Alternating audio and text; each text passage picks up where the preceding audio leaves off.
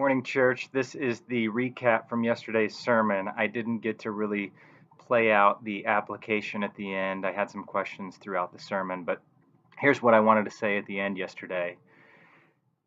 We are dangerous people showing and telling that Jesus is Lord, which first and foremost requires a loyalty.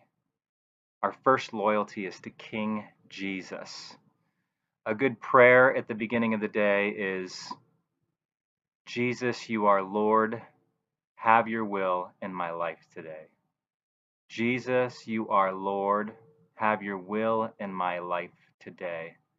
I have a couple quotes from different authors and commentators that I'll spare you from, except for this line. The character of the king shapes the character of the kingdom and the life of its citizens. The character of the king shapes the character of the kingdom and the life of its citizens.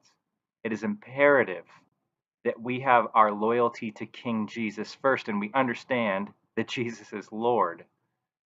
We also need to know that he's good, that he's kind, that he's faithful, that he's loving, that he's bold, that he's humble.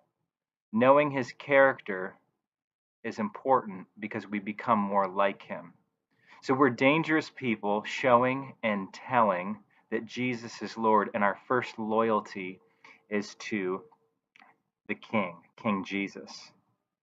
Also, we need to look first for his kingdom. It's really easy to open up the day looking at your phone to see what's the weather, to see who posted on your social media, to see what your schedule is for the day, and then to rush into all the duties and responsibilities.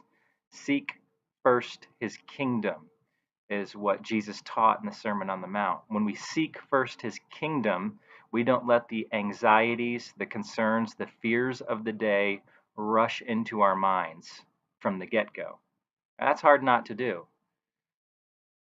But Jesus says, don't worry about tomorrow. Tomorrow will take care of itself. Quite honestly, it's Jesus who's going to take care of tomorrow. He holds today and tomorrow in his hand. That's the beauty of him being a Lord, him being king. He controls all things.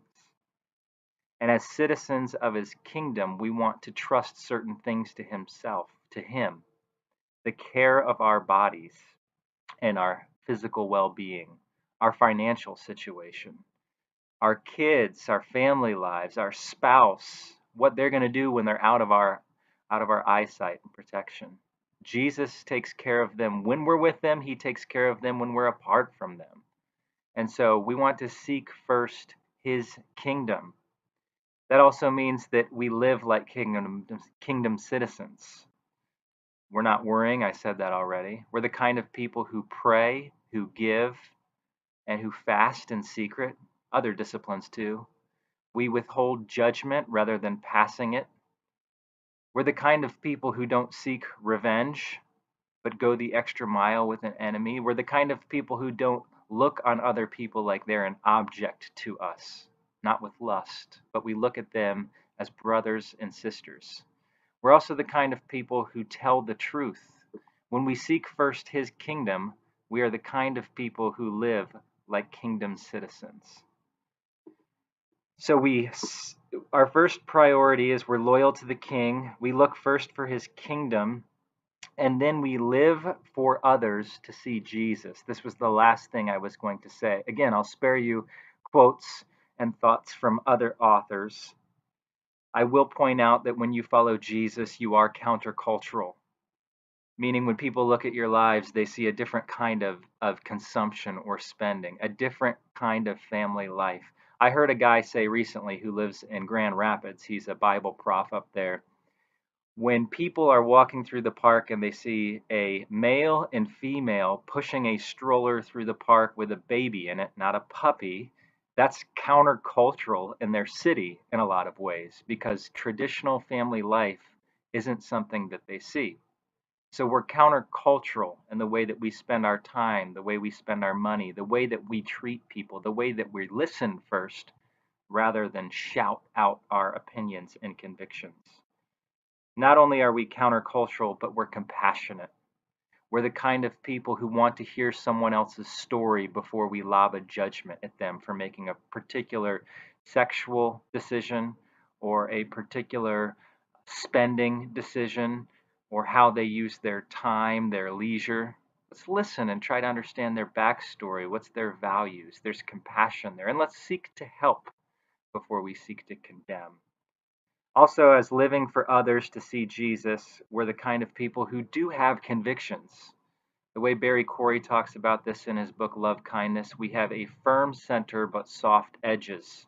So we don't shy away from what we say about a particular conviction. We stand firm. If we're talking about end of life issues and we feel like people bear the image of God, every single individual, whether their brain capacity is high functioning or low functioning, they bear the image of God, then we're going to stand firm on what we believe about end of life and beginning of life and all throughout life decisions. And we stand firm on that conviction. The fact that our religion is based upon God raising a man from the dead, the man Jesus Christ, his son, and then lifting him up into the heavens, who now rules as an unseen king over an upside down kingdom, means we as Christians believe some different things than the rest of the world. But we can stand firm on those convictions because we trust that they're true and reasonable and they have the power to change the world. We're not seeking to be dangerous, but what we believe has a danger in it because it can turn the world upside down. Read Acts chapter 5, verses 33 through 42. There's a Jewish thinker named Gamaliel, and he knew what I'm talking about. Read it on your own, and you'll be blessed. You'll also be dangerous.